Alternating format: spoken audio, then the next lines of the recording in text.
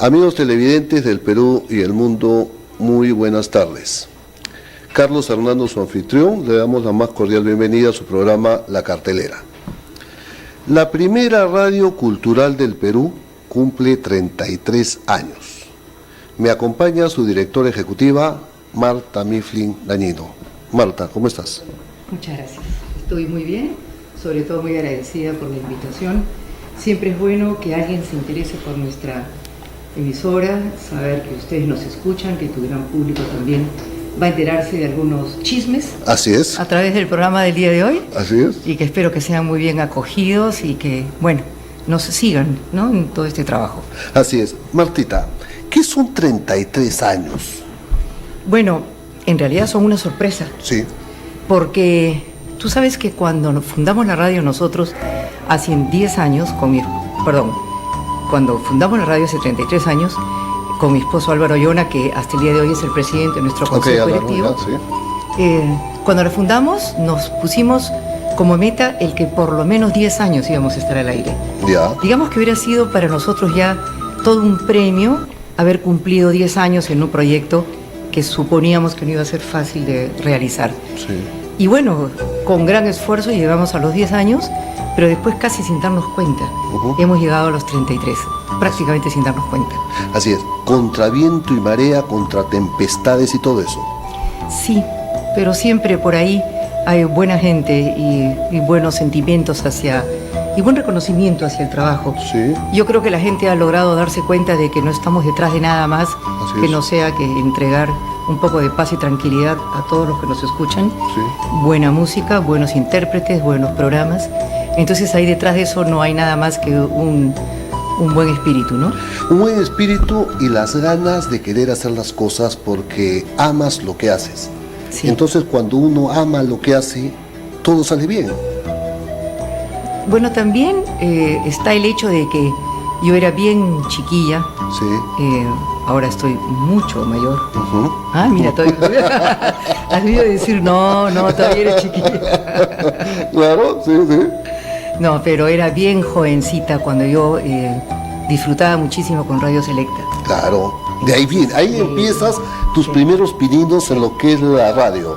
Lo que es la radio. Radio Selecta. No lo que es la música, pero sí lo que es la radio. Claro. La música es anterior, digamos, pero así es. El disfrutar de Radio Selecta, que era un sueño, y yo me acuerdo tendría 13 o 14 años, estaba enferma en la casa, cuando escuchando Radio Selecta, escuché algo maravilloso, y yo en la casa solamente había un teléfono en el segundo piso, correr al cuarto de mi mamá a llamar a Radio Selecta y con el corazón que se me saltaba a preguntar qué era lo que habían transmitido, y era Carmina Burana. Ah, Carlorf, ya, ok. Es la primera vez en la vida. Ya. Además yo creí que Carmina Burana era el nombre y el apellido de una señora. Ya. Entonces el locutor me dijo Carmina Burana y era como buscar en la guía telefónica quién es la señora Burana. Burana, ya. Bueno, sí. enterarnos ahí que no era eso, sino cantos de Benedict Boyden, cánticos griegos, cánticos antiguos del siglo XII, siglo XIII. Sí. Bueno, todo eso la información vino después, pero yo tendría 13 o 14 años y fue una de las obras que más me impactó desde que era joven. Carmina Burana. Carmina Burana en especial. Leyendo un poco, investigando un poquito sobre tu vida, cuando ibas a Radio Selecta, ¿transmitías desde la azotea? Sí. Y para mí fue una experiencia, porque te repito que Radio Selecta para mí era el sumum que yo podría pensar en algún momento, ¿no? Claro. Sintonizar las voces de los locutores, lo que decían, todo era un sueño, y esa es la magia de la radio, que te envuelve en una magia que cuando llegas a la realidad no es la misma. Entonces, un día pedí cita porque yo quería trabajar en Radio Selecta. Ya. Y un día ya yo estaba casada, ya era mayor. Estaba casada, ya tenía seguramente un par de hijos. Sí. Cuando pedí cita en Radio Selecta, y me dijeron en tal edificio de la avenida La Colmena, en esquina con el Cine Metro, hay un edificio que hasta el día de hoy existe. Donde estaba Radio Reloj, creo, más o menos, por ahí estaba Radio Goicoechea. No lo sé, pero sí. En la última cuadra llegando a la Plaza San Martín, en La Colmena, y fui con el corazón, me dijeron en el último piso, con el corazón que se me salía de pensar que iba a llegar a Radio Selecta. Claro. Y finalmente llegué. Entonces toqué el ascensor, el último piso era el cuarto. Se abrieron las puertas del cuarto y me encontré con un salón maravilloso, un personal en la puerta de seguridad y un salón que era una maravilla. Sí. Entonces pregunté, por favor, Radio Selecta. Y me dijeron, no, acá no, en la azotea. Estaban ellas en la azotea. Entonces hubo que subir las escaleras del techo, claro, sí, llegar a la azotea y era otro el cuadro que yo me había imaginado toda mi vida. De Radio Selecta, claro que sí. Otro el cuadro, por completo. Y para mí fue un shock. Además había, por ejemplo, mientras me hacían la tour por la radio, habían vidrios rotos por balas, estaban perforados los cristales sí, y los tenían catalogados. Esta de la manifestación de los apristas del año tal, este hueco de la manifestación, todo tenían catalogado. Una gran experiencia, pero ahí comencé. Así es, hasta el día de hoy. Sí. Estudiaste en el Colegio Santa Úrsula. Así es, colegio alemán. Con tus 2 hermanas. Así es. Sí. Tenías un piano marrón de cola corta. Sí, cuarto y cola. Con la que aprendiste a tocar a los 4 años. Es verdad. ¿Cómo es eso? Bueno, mis hermanas son un año mayor que yo. Edith tenía 5, Gaby tenía 6. Sí, me acuerdo de Gaby. Sí, que en paz descanse. Sí. Y mi papá, como ellas ya estaban en el colegio y yo no, mi papá puso una profesora de piano en la casa, pero les enseñó a mis 2 hermanas que ya sabían leer. Ya. Y la única que quería de las 3 aprender era yo, pero yo no sabía leer. Entonces me dijeron, tú no, tú te esperas hasta que entres al colegio. Yo tenía 4 años. Entonces lo que yo hacía era divertirme escuchando y tocando lo mismo que a mis hermanas les habían enseñado. Claro. Entonces, bueno, me hicieron sufrir un año, porque al año ya, a los 5 años, ya me incluyeron en el cuadro con la profesora. Y de ahí comencé mis clases. De ahí comenzaron mis clases. A los 5 años, en realidad, ya comencé a leer música. Tocabas el acordeón. ¿No era tu instrumento favorito? Exactamente. ¿Sí? Qué bien sabes. No era mi instrumento favorito, pero lo descubrí porque una señora a una cuadra de mi casa en San Isidro, yo mientras patinaba por afuera en la vereda con sus hijos, escuché un día una cosa rarísima y era en el segundo piso de esa casa, en la calle Los Álamos, una señora Quiñones que tenía un instrumento. Entonces yo me sentaba en su murito y escuchaba. Sí. Ella con su balcón abierto tocaba, yo nunca la vi a ella, y escuchaba. Hasta que un día ella salió, yo era amiga de sus hijos, salió por el balcón y me dijo, sube si quieres para enseñarte mi instrumento. Entonces subí, vi el primer acordeón y yo dije que yo quería uno, yo tenía 12 años. Yo dije que yo también quería un acordeón, entonces me dijo, te enseño una pieza, te presto el acordeón, caminas una cuadra a tu casa, le tocas a tu papá y le dices que quieres un acordeón. Y así fue. Así fue. Entonces mi papá me escuchó y yo ya sabía piano, para mí era facilísimo, habiendo aprendido piano. Entonces mi papá, que siempre nos daba, en realidad, nos daba gusto, nos hacía padecer un poco, pero nos daba gusto, muy bien me dijo, de todas maneras te lo traigo, y me lo trajeron de Italia. No habían en el Perú. El acordeón. Sí, y el acordeón, y fuimos al muelle del Callao a ver cuando bajaban los bultos que bajaban del barco, porque llegó en un acordeón chiquito, yo tenía 12 años, ver bajar mi acordeón. Me imagino que hasta ahora lo tienes. No, ahora tengo el último. Con el que concursé, el último, con el que intervine en el último concurso. Correcto. Porque ese primer acordeón debe haber tenido 48 bajos, posiblemente, porque era chica. Sí. El mío tiene 120 bajos ahora, es un acordeón de concierto. Setimio soprano, un acordeón grande. Ahí lo tengo, lo miro, no lo toco, lo miro. No te creo. No, ahí está, me da pena. A tu mamá no la dejabas dormir, la tenías con insomnio. Tus vecinos también hacían un problema. Y el dormitorio de tu mamá estaba encima de la sala donde estaba el piano.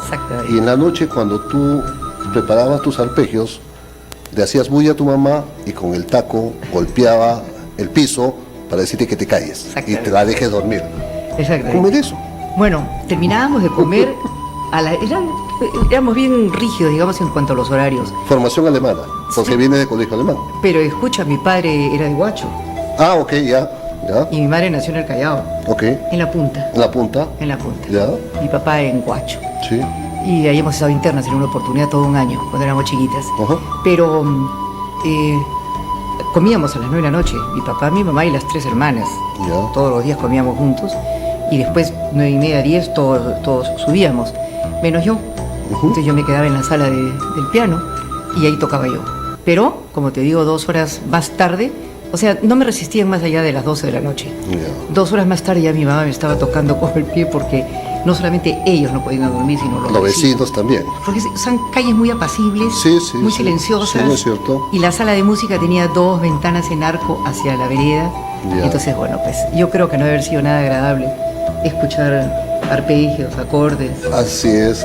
No debe haber sido nada agradable. Así es. Marta, ¿cómo es Musiciana? ¿Cómo llegas a armar el programa Musiciana? Y eso fue debido a... Yo ya estaba casada, tenía algunos hijos ya, y puedo remontarme un poquito antes. Claro que sí. Yo me acuerdo justamente de Carmina Burana, en Ancón, en una fecha de un concierto que se hizo en la estación de Ancón. No sé si recuerdas. La estación de Ancón la tomó Alejandro Miro Quesada, y se hacían conciertos allá, que era una maravilla. Y un día Han invitó al coro de la A, donde yo pertenecía al coro, nos invitó a cantar Carmina Burana en Ancón. Sí. Y Carmina Burana requiere de una voz que se llama contratenor. Y acá en el Perú hay solistas de todas las cuerdas, pero no había un contratenor. Entonces se hizo un esfuerzo y se trajo de la Argentina. Ese contratenor, en toda la obra, que durará 1 hora y media, tiene una participación muy corta.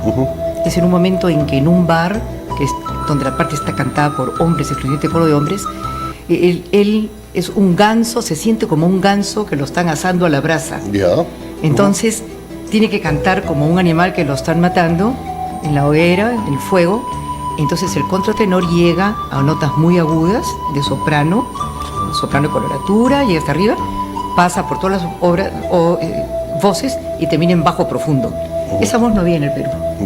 Y su tuvieron que importar la voz. La trajimos. Entonces él estaba sentado, había gran expectativa por escuchar argentino. Él estaba sentadito en su silla mientras los otros solistas se iban parando en sus respectivos momentos. Y él nunca se paraba porque era muy breve. Cuando lo hizo y comenzó a cantar, la gente se comenzó a reír. ¿Y por qué? Por falta de información.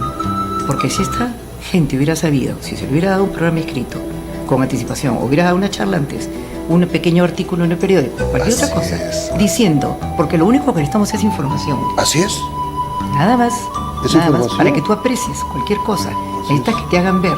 Entonces, si esta gente hubiera sabido que ese señor cubría un puesto que en el Perú no había, que lo que estaba cantando era una cosa excelsa, porque ¿quién domina 4 registros o 5 registros? Nadie, sino él, y que la gente se riera. Entonces, yo que estaba con mi uniforme de coreuta, y yo pasaba una temporada en Ancón, cuando todo el mundo salió, todo el mundo se burlaba de mí.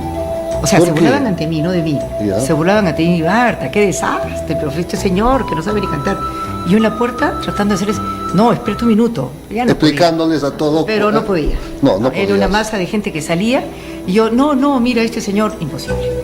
Entonces ahí me fui donde una amiga, allá en el propio Ancón, y le dije, ¿por qué no vamos haciendo unos programas de información para los conciertos que se llevan a cabo en la estación de Ancón? Entonces, porque yo hago las cosas conforme yo necesito.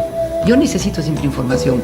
A mí no me lleves a un museo donde yo me paro delante de un cuadro y no tengo la menor idea. ¿No me dices qué es? No, ni la época del pintor, ni qué le pasó, ni cómo fue su vida, ni por qué esos colores, cómo los mezcló. O sea, paso la vista y me voy y no me di cuenta de nada de lo que estaba pasando por delante. Entonces, como a mí no me gusta eso y prefiero que me digas, yo prefiero que la gente sepa también. ¿Te pusiste en el lugar del usuario o del consumidor cultural? Bueno. Sí, claro. ¿Y así fue? Sí. Así fue. Entonces dije, ok, eso mientras estaba yo, antes de comenzar con la radio, 10 años antes de Sol Armonía, dije yo, me voy a parar en el teatro, mira lo que pensé, me voy a parar, te cuento el siguiente punto. ¿Sí? Unos meses más tarde, en un concierto en el Teatro Municipal, estaba invitado un director extranjero que era alemán, bombos y platillos el señor. ¿Quién era? Sí. No, que me voy a acordar, te hablo de 30 y tantos o 40 años atrás, 30 y tantos años atrás. Un gran director, se llenó el Teatro Municipal y yo era la menor del grupo de señores que iban a escuchar música clásica, y a mí me pareció, durante la primera parte del concierto, que la orquesta iba por un lado y el director por otro, que no había ninguna comunicación entre ellos. Entonces, en el intermedio, yo salí, iba a comenzar a opinar y me quedé calladita porque todos los demás sabían mucho. Yo quería escuchar. Y las opiniones eran, qué maravilla, cuando viene un director de fuera, cómo suena la orquesta, qué maravilla. Yo pensaba, estoy totalmente equivocada, o yo no escuché bien, voy a escuchar bien la segunda parte. Claro. En la segunda parte, el director por su lado, la orquesta por su lado, y ahí entramos al carro con mi esposo y nos íbamos a una comida. Y le digo, ¿para qué viene la gente si no se entera? O sea, no han aprendido nada. ¿Para qué vienen? ¿Por qué no se enteran un poquito de cómo es el compás, si son 3x4, 7 y Hay que educar, pues. Entonces, tantas veces viniendo al Teatro Municipal y no te quedó nada. Y en el carro yo le iba diciendo a mi esposo, me voy a ir al Colegio Santa Úrsula, yo era exalumna, Sí. me voy a parar primero voy a parar en la puerta del Teatro Municipal, voy a comenzar a repartir. Después dije, no, qué vergüenza. Ya. Mejor me voy al Santa Úrsula y voy a llevar mi equipo, que era un tocadisco tipo maleta, voy a llevar un tornamesa, digamos, me lo voy a llevar al Santa Úrsula, les voy a hacer escuchar a las chicas y les voy a ir explicando. Después de clases, que las madres me autoricen. Uy, dije, de repente mejor en radio. Todo esto en camino a una comida. Es que así es, pues. Es que así es, así estaba escrito que tenía que ser. No hay nada que hacer. Sí, Nada que hacer. sí. Y tú sabes que he podido no ir a la comida, he podido no encontrarme con No, la estaba persona. programada que Sí. tenías que ir a la comida. Exactamente. Mira, se abre la puerta de la comida y uno de los tantos invitados era Jorge Salmón. El publicista. Tenía Sí. maravillosa agencia De publicidad, en ese pues, sí, momento, así es. Época, creo que se llamaba. No recuerdo exactamente, Creo que pero sí. sí a Jorge Salmón. Sí. Con Rodrigo, tenían su maravillosa agencia. Era la persona que yo quería haberme encontrado. Se abrió, lo vi. Jorge, dime, ¿qué hace alguien que quiere tener un programa en radio? Y me contestó, ¿en qué radio quieres trabajar? Claro es. Le digo, Selecta, es el que escucho. Me dijo, te hago la cita. En 3 meses Sí. estaba comenzando en Radio Selecta. Claro, qué casualidad. Qué No existe la casualidad, sino es 43 años atrás, ¿ah? Así es, la causalidad que él justo te abre la puerta. Sí, no me lo abrió, estaba adentro, pero fue el primero que vi. Claro, o el primero Se abrió, que- ¡Bum! Jorge, de frente. Así es, así es. Pero fíjate una cosa, has estado haciendo docencia. ¿Por qué? Porque agarrar un tornamesa en el Colegio Santa Úrsula y hacerles escuchar y explicarles esto, es docencia, es la vocación de servicio que tú tienes, Marta, porque si no, ¿cómo Filarmonía, y feliz aniversario Filarmonía, puede llegar a los 33 años? Sí. ¿Y qué más tiene? Yo recuerdo de niño, pues, Radio Filarmonía, Sol Armonía, Sol Armonía. Era Radio El Sol. Exactamente. Y, era Radio y- Sol. y luego de musiciana, Bueno, Musiciana fue del primer día. Claro. O sea, Musiciana tiene 43 años al aire. 43. Mi programa no ha dejado de salir al aire nunca. No tiene por qué 43 salir años. tampoco, mientras estés Bueno, en este mundo, espero, en este mientras- plano. Sí, pues. Sí, sí. Espero, son 43 años seguidos, continuos. Así es. Pero sabes que una institución educativa a ti te otorgó un premio. No, creo que no es a la creatividad. ¿Sí se podría haber sido? ¿IPAE? Ay, pai. IPAE, ya. Soy la segunda mujer empresaria de... Justamente eso iba. Por eso el otro día que te llamé, te decía que eres un modelo en gestión empresarial siendo mujer, porque hacer cultura en este país es difícil. Por ejemplo, muchos artistas quieren presentarse en un concierto para sacar fondos para viajar y no tiene dónde hacerlo. Y tú has luchado contra viento y marea para llevar a Radio Filarmonía hasta donde está. Sí, Y Filarmonía es tu bebé. sí, es verdad. Sí, porque así estoy leyendo. El sexto, entonces. ¿A tu sexto bebé? Sí. Qué barbaridad. Sí. ¿Y después qué viene, Marta? De Radio del Sol, cuando nos unimos con Alejandro, porque también, eso también fue una coincidencia. Yo siempre pienso que tengo a alguien que me respalda. Claro, sí, Definitivamente, sí, entonces, sí, finalmente sí. hay alguien Las que me cosas respalda. coinciden, pues. ¿Sí? Sí, Sí. porque mi esposo finalmente... Álvaro. Después de 10 años de tener el programa en distintas radios comerciales, como te digo, la primera fue Selecta, pero la última fue Pacífico, Sí. que fue una maravilla trabajar en todas, Pacífico, sobre todo Pacífico. Radio del Pacífico, Radio ¿no? Pacífico. Claro. Fue una maravilla. A las 4 de la tarde, disculpa que te corte, ellos tenían un programa cultural. De una señora también. Exactamente, De una así señora. es, sí. Ahorita me voy a recordar quién era, pero bueno, sí. Y yo ya diciéndole a mi esposo continuamente, no nos quedemos en una hora, organicemos una radio. Entonces Álvaro me escuchaba y en un momento me dijo, listo, basta, vamos a juntar un grupo de amigos y vamos a exponer el tema. En ese momento, 43 años atrás, habían frecuencias. Claro. Habían frecuencias. Entonces, bueno, era cuestión de ir al Ministerio de Transportes y solicitar la frecuencia. Sin embargo, junta a un consejo directivo que se armó en ese momento con ese fin, que nos acompañan hasta el día de hoy, Ajá. y les explicó, queremos ir al ministerio, sellar una frecuencia y lanzar una radio. todos estuvieron de acuerdo. Había que hacer un aporte cada uno, que era importante el aporte para la compra de equipos. Claro, claro. Todos estuvimos de acuerdo. Sí. Pero uno de los que estaba con nosotros ese día era Lucho García Miró, que es sobrino de Alejandro Miró Quesada, siendo Alejandro Miró Quesada propietario de Radio El Sol. Entonces, 2 días más tarde, Lucho se encuentra con su tío y le dice: tío, vamos a pedir una licencia en el ministerio para abrir una radio clásica. Y el Alejandro Miró Quesada le dijo: ¿y para qué van al ministerio? ¿Y para qué solicitan? ¿Y para qué compran equipos? Si yo tengo todo. Tengo una frecuencia que no la he trabajado. Tú sabes que si no la trabajas revierte. Esa frecuencia te estaba esperando. No la había trabajado él. Tengo todo. Tengo oficina, tengo secretarias, tengo equipos, tengo la frecuencia. Bueno, en un mes habíamos celebrado el convenio con ellos, y 3 meses más tarde ya estaba en el aire. Sí. ¿En dónde estaba la oficina? En la Avenida Uruguay. En la Avenida Uruguay, ya. ¿Dónde estaba Radio El Sol? Claro que sí, ya, sí. Y salimos, y lo que fue muy gracioso fue que los 3 meses, mientras nos poníamos de acuerdo, todos los puntos, no teníamos el nombre. Entonces Alejandro Miró Quesada decía, como que no tenemos, claro que tenemos, Radio El Sol FM. Nosotros decíamos: ¿por qué? Si nosotros somos Asociación Cultural Filarmonía. Claro. La radio se llama Radio Filarmonía. ¿Por qué? Decía él. 3 meses de discusiones. Hasta que en un momento su hijo Gabriel, tan simpático, Gabriel escuchaba estas conversaciones, discusiones, y en un momento dice: bueno, pónganse de acuerdo. Nosotros somos Radio El Sol. ¿Y ustedes son Filarmonía? Sol Armonía. ¿No fue maravilloso? También él cumplió su papel en la determinación de la marca. Así es. Sí. Y que con su vocecita, ¿no? Por ahí en un rincón, porque nadie le hacía caso a Gabriel. Claro. Oigan, Sol Armonía. Y fue preciso. Maravilloso. Gabriel, sí. Así es que ahí quedó el nombre, que ahora también lo tenemos registrado. Sí. Y salimos, como dijimos, un 1 de enero. Siempre hemos salido un 1 de enero. 1 de enero. Sol Armonía. Eso, estábamos en la Avenida Uruguay.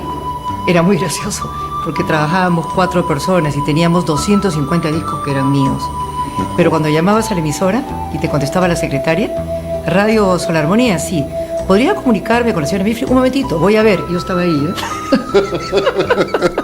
Voy a ver si ha llegado. Claro que sí, claro. Entonces, porque como para mí la radio era mágica, me pasó con Radio Selecta, que yo me imaginaba esta cosa maravillosa. Claro. Yo quería que mi público se imaginara esta cosa. Hay que venderle otra cosa, pues. Sí, pues. Mejor que cada uno tenga su propia percepción, su imaginación. Y no ponerlo, aterrizar. Así es. No aterrizar así es. las ideas.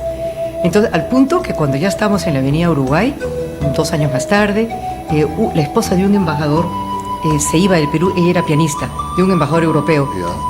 Se iban del Perú, y ella sus discos no se los quería llevar y los quería donar a la radio. Y me llama y me dice: Marta, para tu programa Pianísimo, te voy a donar todos los discos, pero yo no me puedo ir a mi patria. Pianísimo era a las 7 de la noche, ¿no? Hasta el día de hoy. Ajá, sí. Yo no me puedo ir a mi patria sin conocer tu radio. Yo le decía: no vengas, no hay dónde cuadrar. Las escaleras son terribles, no hay ascensor. Sí. Pero no me dejó, y fue. Y cuando ella llegó, yo le vi la cara. Y le dije: por eso es que no quería que vengas. Se descuadró un poquito. Claro. Sí, pues. Porque yo quería que ella se imaginara lo que yo me había imaginado también cuando escuchaba Selecta. Sí. Y bueno, envíale las fotos de donde estás ahora. Uy, es una maravilla. Va a creer que es el propio Ministerio de Cultura. Claro que sí, claro que sí. Son bellas. Hermosas son, sí. ¿Y de ahí a dónde sigue, Marta? De ahí, nos fuimos estábamos en la Avenida Uruguay, 2-3 años, cuando entraron los del MRTA. 2 veces entraron. ¿Te cortaron el programa? No, fue muy gracioso, porque había una cabina, no sé si ustedes conocieron Radio El Sol en esa época, era muy chiquito, en el piso 7. Sí. Además no había ya ascensor, ya no había corriente eléctrica en el edificio, porque había sido abandonado, de forma que tenía que subir. Ellos subieron 7 pisos a mediodía, con sus armas, ni siquiera tapados, a la 1 de la tarde, y llegaron hasta Radio El Sol muy potente. Yo tengo 10 kilowatts, ellos tenían 75, llegaban a todo el Perú, llegaban hasta Bolivia, muy potente Radio El Sol. Y venían a poner un mensaje en Radio El Sol. Allá. Entran pegando de alaridos y se dan con la cabina de radio. Y ese era Radio El Sol. La mía estaba un poquito más allá. Entonces entraron a la cabina, todo el mundo armado, al baño, las puertas, una bombita en la puerta del baño para no abrirla. Y pusieron un mensaje, y en la tornamesa también los equipos una bombita para que el mensaje se escuchara. Mientras pintarrajeaban la radio, que tenemos todas las fotos, pintarrajeaban todo, techo y todo, llegaron a otra cabina. Dijeron 2 radios, ellos no sabían que habían 2 radios ahí. Entonces estaba mi operadora, que era una mujer, tocando pues Beethoven, mientras por allá pintarrajeaban la radio. Entonces dice, grita el hombre, una radio. Entonces la operadora le dijo, oye hermano, acá, pone una bomba, un mensaje. Oye hermano, no te des el trabajo, esta radio no le escucha a nadie. No pusieron el mensaje. Claro. Todo el mundo en el baño apuntando y Beethoven seguía sonando. Eso debe estar en el libro que está preparando Manuel Pantigoso, que entre un rato vas a hacer el anuncio, la presentación, ¿no? Sí, ya, eso siempre lo he contado porque todo es muy gracioso. Es que parece mentira, cuando uno construye algo siempre hay anécdotas. Sí. Siempre hay anécdotas. Sí. Ustedes se van a Barranco. Sí. ¿De ahí de la avenida Uruguay? No, a Gregorio Escobedo. Al frente, ok. ¿Por qué salimos de Uruguay? No porque crecimos ni mucho menos, sino que fueron 2 veces los del MRTA. Por segunda vez fueron. Y después llegaron los mineros. Pero nadie te escuchaba, pues, ¿para qué? No te escuchaba. Y después llegaron los mineros. Y también. Estábamos en el piso 7, sin embargo, se fueron al piso 8 o 9. Y estábamos trabajando y de repente todo se oscureció. Pusieron unos cartelones de arriba abajo que tapaban toda la ventana del edificio. Sí. Se hizo negro por adentro y estuvimos 24 horas dentro del edificio sin poder salir. Por los mineros. Entonces ahí dijimos, todos vienen por Radio El Sol, nadie viene por Sol Armonía. Vámonos de aquí. Y nos fuimos a una primera casa por primera vez. Sí, ahí conocí a Gaby. En Gregorio Escobedo. Gregorio Escobedo, así es. Pero fue bien problemático, te voy a decir, porque trabajamos a distancia. Porque la torre, la antena, los equipos se quedaron allá. Y trabajamos en un Volkswagen 2 veces a la semana. Metíamos unas cajitas que parecían ataúdes con los discos que tenían que sonar durante 3 días en un momento y durante 4 días en otro momento para cubrir la semana. Porque no había grabado nada. Me imagino que la foto del Volkswagen estará en el libro de Manuel Pantigoso, ¿no? Porque también ese Volkswagen ha cumplido su misión. Así es. ¿No? Y ahí eran como unos ataúdes que tenías que subir 7 pisos para llegar a la cabina y después 3 días más tarde con eso vacío llenarlo y dejar material para 4 días. Hasta que 2 años más tarde conseguimos un auspiciador y no podíamos creerlo, que nos permitió, el monto que nos dio, nos permitió en la casa de Borgoño, ¿era Borgoño? Sí. No era Borgoño, no me ahorita cómo se llama la calle. Bueno. Al frente de la Cámara de Comercio. Gregorio Escobedo. En Gregorio Escobedo. Nos permitió con el auspicio de este señor poner la torre y poner nuestra sala de grabación allá. Y comenzamos a transmitir, pero eso nos pareció un sueño. Comenzar a transmitir desde las propias oficinas. Pero un gran reto. Sí. Un gran reto. Porque yo escuchaba, a ti no te gusta que se use el término campaña, pero hiciste la campaña, por ejemplo, de los miles, porque la radio no podía quebrar, la primera radio cultural, porque era criminal si esa radio... Entonces, es una labor titánica buscar quienes te auspicien, te apoyen en el proyecto, en la travesía, en el viaje hacia donde tú querías llevar hasta donde estás en estos momentos. Pero si tú me hablas de la campaña de Mil, yo te voy a contar algo. Cuando veíamos que teníamos que comprar equipos y no teníamos plata, a mí se me ocurrió la idea de hacer esa campaña Mil, que eran 1000 personas de 1000 soles. De 1000 soles, sí. Bueno, cuando yo le expuse a mi consejo directivo, me miraron y yo les dije, en 3 meses, porque estábamos todavía sin salir al aire, en 3 meses yo consigo las 1000 personas. Claro. Porque yo me voy a un cóctel o me voy a un matrimonio y me encuentro con tanta gente que me habla de la radio, claro, que yo pensé 1000 personas es bien fácil. Sí. Entonces, uno de los miembros del consejo directivo me dijeron, todos me miraban. No te creían. No, pues. Y uno me dijo, mira Marta, si consigues el 30% de tu campaña es un éxito. Y se hizo lo que él dijo, se consiguió el 30% nada más. De ahí me tomó, aunque no lo creas, 9 años juntar a las 1000 personas. 9 años. Sí, pues. Ni siquiera llegué a la persona 1000. Llegamos a las 800 y pico y un día dije, listo, chao, la corto. Porque no podía creer que no podíamos juntar 1000 personas, ni siquiera en 9 años. Sí. Y con tanta gente que nos escucha, tanta gente que nos agradece y nos aprueba y le parece maravilloso y disfruta tanto la radio. Que disfrute la radio, pues. Sabiendo que las cosas se tienen que mantener de una forma económica, no hay otra forma. Claro. Definitivamente, entonces, ¿qué cosa podía haber sido para la mucha gente que nos escuchaba? 1000 soles. En aquella época, como que ahora estoy haciendo la segunda campaña, igual. Sí, he visto. 1000 soles. 1000 soles. Es una comidita en la calle. Sí. Entonces no es. Y bueno, y se me acerca todo el mundo y me agradece, nos agradece, el trabajo que hacemos, qué maravilla.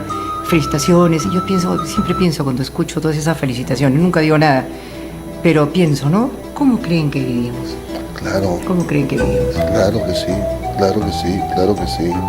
Eso es lo único incomprensible. Incomprensible. De ahí se van a Barranco. Sí, porque ahí estando en esa primera casita de Gregorio Escobedo, la señora que era la propietaria se había ido con su esposo fuera del Perú, por eso es que nos arrendaron la casa. También cumplió parte en la misión dentro de la gran obra de Filarmonía. Escuche los siguientes pasos. Ok. Cuando ya estábamos acomodados ahí y felices por primera vez en una casita con jardín, hacíamos coctelitos, hacíamos conciertitos, la señora se divorció y regresó de España y nos pidió la casa. Tuvimos que salir de la casa. Ya. La gran suerte es que un día que yo estaba ya buscando otra para irnos, que iba a ser una mudanza horrible, sí, volver a sacar la cabina, la torre, todo lo que habíamos armado ahí, sacar todo y mudarnos, un día entrando yo a la calle Gregorio Escobedo para pasar a esta casita que teníamos que dejar, para un carro delante de mí, espero, y se baja una señora que había sido diplomática en el Perú, embajadora en el Perú, yeah, era centroamericana ella, ya se había ido del Perú, pero era amiga de la vecina y yo no sabía, y la veo bajar, frené, besos y abrazos, ¿qué haces aquí? He venido por unos días, qué maravilla, ya un par de años que no nos veíamos, había venido de visita. Entonces me presenta a su amiga la vecina, le cuento que yo tenía la casa vecina del costado y me tenía que ir, y su amiga me dice, te tienes que ir, te quitan la casa así, te alquilo la mía. Hicimos la mudanza por los techos. Por los techos pasamos todo. ¿Ves? Ella también cumplió parte en todo este trabajo. Así es. Sí, sí, preciso. Entonces podía no haber llegado yo en el carro, yo siempre digo eso. Claro. Podía no haber estado yo en el carro. ¿Has podido ir por otra avenida? Por otra avenida. No, es que por ahí tenías que ir tú y por ahí tenía que ir sí, la esposa del embajador. Así. Sí. Así es que en mi vida todo ha sido así. Todo ha sido así. Entonces nos mudamos, pues, fue maravilloso. ¿Sabes cómo trasladamos los discos? Como estábamos muy cerca de un mercado que hay ahí, que creo que es Lince. ¿De Lince Lobatón? No sé, hay un mercado muy famoso, Regio Mercado, con los carretilleros. O sea, la mudanza se hizo con carretillas. Eso que llevan la papa, ya. ¿No? Unas carretillas, o sea, las sacaban de una casa y caminaban 20 pasos a la otra casa. Y me sacaban todos mis discos de un lado a otro. Ya teníamos muchos discos. Así se hizo, y como te digo, por los techos, lo demás, los muebles, todo. Además, como en una casa melliza, porque eran 3 casas, las cosas fueron en su sitio igual. Cada uno acomodó su mesa en su sitio, su cuadro en su sitio. Todo encajó. Todo. Y ahí nos quedamos hasta que Alejandro Miro Quesada, años más tarde, ya eran 17 años que tenía en total la radio, sí, cuando Alejandro Miro Quesada nos dio la mala noticia que vendía su emisora, traspasaba su emisora. Entonces, que si nosotros la queríamos adquirir, nos dio el monto y nos dio un año para conseguir los fondos. Sabíamos que no los íbamos a conseguir nunca, no lo conseguimos naturalmente, y al año le tuvimos que decir, un día de julio o de agosto de ese año, le tuvimos que decir a Alejandro Miro Quesada, con gran pena ofrécesela a alguien porque nosotros no podemos. Claro. Y yo pensé, como muchas veces he pensado en varias cosas, bueno, el Perú o Lima disfrutó de una emisora por 17 años. Así la vida, por lo menos 17 años hemos tenido una emisora. Ahora sí ya se acabó. Y entre ese ya se acabó, también vino otro tema. Yo el primer mes, como yo le cuento a mis hijos, a mis nietos, el primer mes no hice nada, fue como un shock. No hice nada, dije simplemente se acabó. Apagaste la luz. Se acabó, yo he hecho lo imposible, que conste que he hecho lo imposible. Muy bien, al mes dije no, era como septiembre, no, vamos a hacer algo más. Y llamé a las 27 emisoras que hay en Lima, en frecuencia modulada. Todos son mis amiguitos. Sí. Llamé a los 27 y les pedí cita a los 27. Todos sabían lo que les iba a proponer. Todos me dijeron que no. Yo solamente quería, dame 1 hora al día, dame 3 en la noche, dame 4 los domingos, dame media hora para los jueves. Para no dejar de salir. Cualquier pues, cosa. Claro. Vamos a poner la música clásica en radio. Te cerraron las puertas. Todos me dijeron que no. No hubo uno. Entonces yo dije, ese es mi destino. Ya no hago nada, es mi destino.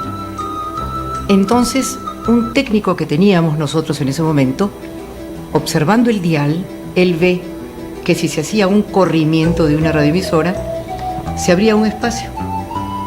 Pero, ¿cómo conseguir que ese espacio te lo den a ti cuando había una lista en el Ministerio de Transportes y Comunicaciones de 50 personas en lista. Que también querían. Quieren un espacio, pero no se abría. Sí. Alan García fue el último que quiso, y no lo logró porque se opusieron todos los broadcasts. Sí. Alan García fue el último que quiso hacer una reorganización del dial. Ya, Porque sí. hay una confusión. Sí. Él quiso reorganizar y no pudo. Y Alan García dijo, ¿no quieren? Así se queda, y así se quedó. Entonces yo tenía que ver si se hacía un corrimiento. Y conseguir eso es una cosa, es como que a ti te pidan que te corra 2 puntos, porque tú ya estás en tu día, la gente ya te conoce. Ya te conoce, pues ya está posicionado, Pero- así es. Igualito, dije, no pierdo nada, pierdo una tarde, voy a ir a hablar con los señores. Y fui a hablar con ellos. Pero yo también fui un poco como desganada, porque yo sabía que no iba a tener ningún éxito. Ujú. Entonces, y ahí, conversando con él, era un jovencito que recién habían estado en juicios con la emisora y después de 5 años acaban de ganar el juicio. Era de ellos la señal en ese momento. Ajá. Y recién la tenía cuando yo toqué el timbre. Entonces, le dije lo que quería. Y mientras le explicaba yo lo que era la radio, él me dice, yo escucho su radio. Y me contó que tenía un niñito que también escuchaba todas las mañanas la radio, así es que un poco como diciéndome no me explique tanto, porque yo sé cómo es su radio. Claro. Entonces, haciéndole ver que si él no se... ¿Qué pasa si no hay un corrimiento? La radio se acaba. Así es. Entonces me dijo, nos corremos. Y se